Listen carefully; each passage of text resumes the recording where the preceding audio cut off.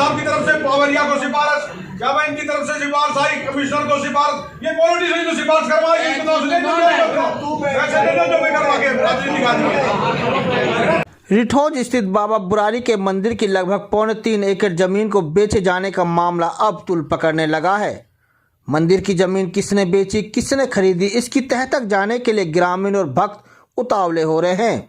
इसी मामले को लेकर रविवार को मंदिर परिसर में लगभग 40 गांव के मोदीज लोगों की महापंचायत हुई, जिसमें मंदिर की जमीन को बेचे जाने की निंदा करते हुए इस जमीन को बेचने वालों के खिलाफ सख्त कार्रवाई करने और मंदिर की जमीन को बचाने के लिए 31 सदस्यों की एक कमेटी बनाई गई, जो इस जमीन की पैरवी करेगी। पंचायत के बाद कमेटी के सदस्य उप मुख्यमंत्री दुष्यंत चौटाला से मिले ताकि मंदिर की जमीन को भूमाफियाओं से बचाया जा सके। वही पंचायत में जो मंदिर की जमीन थी कुछ लोग उसको हड़पना चाहते हैं, तो उसमें ये आज पंचायत ने कमेटी बना दी है 25 आदमियों की, और वो कमेटी निर्णय लेगी। लेकिन इसमें कुछ ऐसा भी लगा जो कुछ सरकार के एक आदमी का नाम भी आया, जो तकरीबन रहता है हमारे यहीं पर बहुत सी गाँव का है, उसका नाम भी आया, लेकिन वो पूरा क्लियर नहीं हो पाया। तो आगे कमेटी बैठ करके जो निर्णय लेगी उनको बुला करके उसमें सोच समझ कर जिस आदमी की जो भी गलती है उसको पंचायत कुछ ना कुछ उनके खिलाफ जरूर कार्रवाई करेगी। 25 आदमियों की बढ़ाई है और ये कमेटी ऊपर तक जाएगी, हाई कोर्ट में भी जाएगी। जिस आदमी ने कहीं म्यूटेशन उल्टा सीधा करा करके रजिस्ट्री करा ली है वो रजिस्ट्री भी कैंसिल कराई जाएगी, ऐसा पंचायत ने निर्णय लिया है। और इसमें पूरे 50 गाँवों की पंचायत थी, सब लोग इसमें हैं और किसी कीमत पे भी इस मंदिर की जमीन को जाने नहीं देंगे। आप तस्वीरों में देख रहे हैं, ये वही प्राचीन बाबा बुरारी का मंदिर है जो पहाड़ की तलहटी में बसा हुआ है। इस मंदिर की आस्था दूर दूर तक है। इस मंदिर की देखभाल के लिए वर्षों पहले ग्राम पंचायतों ने जमीन दान कर दी थी ताकि मंदिर की देखरेख में कोई कमी न आए, जिसके तहत मंदिर के पास सैकड़ों एकड़ जमीन है। ये वही जमीन है जो मंदिर की है, लेकिन इस जमीन में से 3.25 एकड़ जमीन कुछ भूमाफियाओं ने बेच दी है, जिसका ग्रामीण मंदिर कमेटी व आसपास के लोग विरोध कर रहे हैं। ग्रामीणों का कहना है कि बाबा बुरारी मंदिर एक प्राचीन मंदिर है, इसमें आस्था सदियों से चली आ रही है, इसलिए इस मंदिर की जमीन किसने भी बेची है उसे बाबा देख लेगा।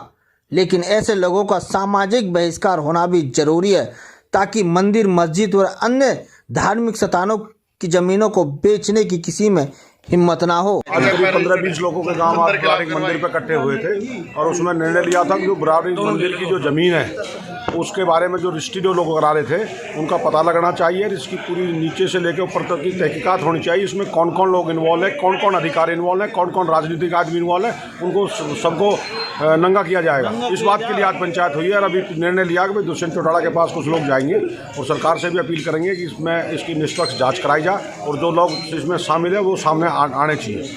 मंदिर परिसर में हुई महापंचायत में पहुंचे सभी ने एक स्वर में कहा कि ये पवित्र स्थान है, यहाँ झूठ ना बोलें। जिसे इस मामले की जानकारी वही सही जानकारी दे। पंचायत में बोलते हुए पहलवान सतबीर खटाना ने कहा कि उन्हें अपने सूत्रों से पता चला है कि मंदिर की जमीन भौंसी निवासी देवीलाल राघव के आशीर्वाद से बेची गई है।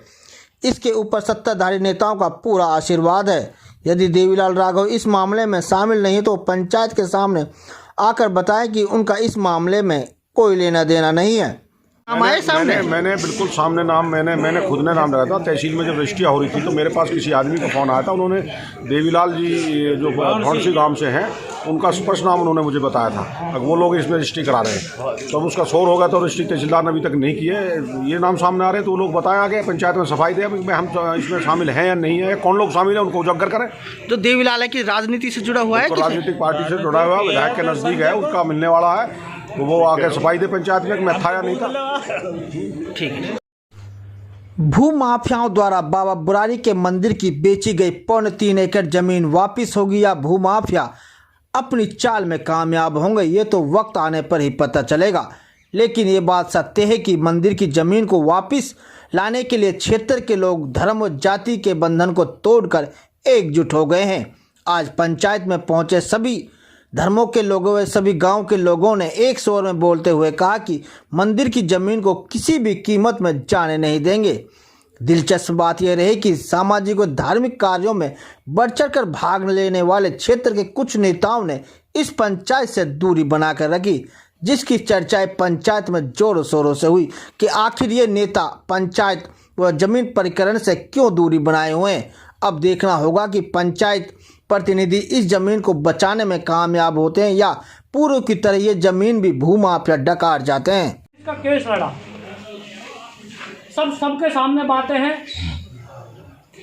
पर मैं एक और भी साथ में एक बात जोड़ूंगा। तो आपने कह दिया कि भाई हमने रजिस्ट्री रुकवा दी, मैं धन्यवाद पहलवान जी को करूँगा जो पहलवान ने ऐसी इन्फॉर्मेशन दी और तुरंत उस पर समाज के लोगों ने काम किया। मेहड़े के भी थे, खटानपुरी के भी थे और भाई भौंडसी के भी थे। मैं पहलवान जी का धन्यवाद करूँगा भाई तय दिल से। लेकिन साथ में एक और बात भी जोड़ लो, जो मेरा सुझाव है, मेरी प्रार्थना है कि मंदिर की ज़मीन ये तो है ही है, इसके साथ लगती लगभग 4 एकड़ चावडेर के साथ में है, लगभग 2 एकड़ रिठौज गांव में भी है।